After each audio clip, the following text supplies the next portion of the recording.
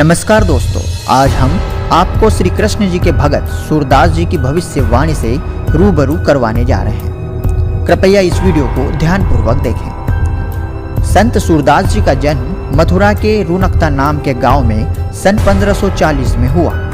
श्री कृष्ण जी के अनन्य भक्त सूरदास जी ने कलयुग के बारे में बहुत सी भविष्यवाणियां भी की है।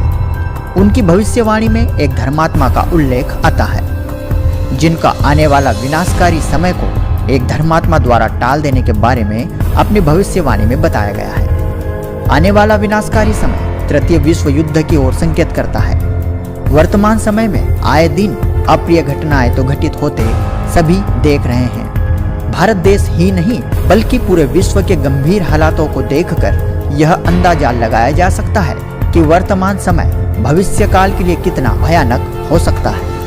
लेकिन अगर हम सूरदास जी की भविष्यवाणियों की बात करें तो हमें देखना है, क्या उनकी भविष्यवाणियों का संकेत इन्हीं घटनाओं की तरफ था, या फिर प्रकृति में कोई और उथल पुथल या कोई और अनहोनी घटना होने वाली है। अगर हाँ, तो क्या है वह प्राकृतिक उपद्रव जिसकी सच्चाई जानना हर मनुष्य के लिए बेहद जरूरी है। सूरदास जी की भविष्यवाणी वर्तमान के हालातों से ज्यों का त्यों मेल खाती है।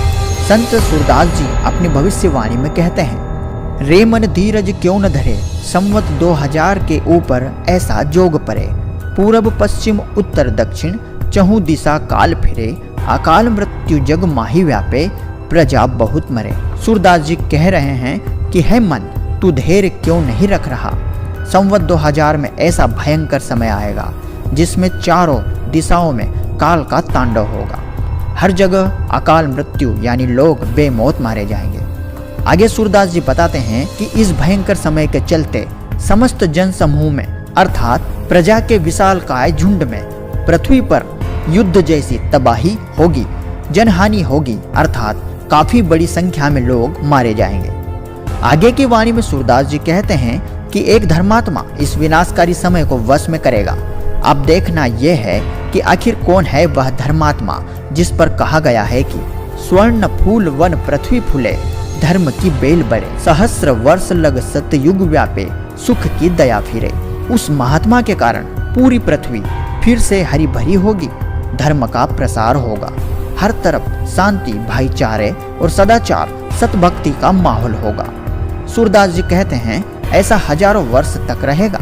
सब जगह उस धर्मात्मा की अपार शक्ति से सुख की दया फिरेगी।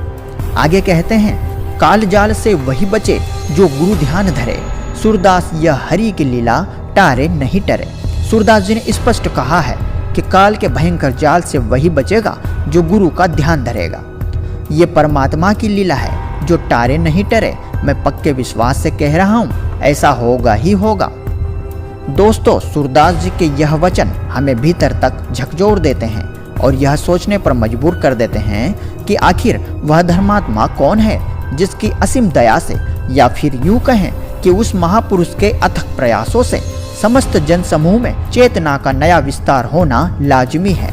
रे मन धीरज क्यों न धरे, संवत 2000 के ऊपर ऐसा जोग परे, पूरब पश्चिम उत्तर दक्षिण चहु दिशा काल फिरे, अकाल मृत्यु जग माही व्यापे, प्रजा बहुत मरे। दोस्तों, इस भविष्यवाणी के बारे में अपनी महत्वपूर्ण राय हमें नीचे कमेंट बॉक्स में जरूर बताएं।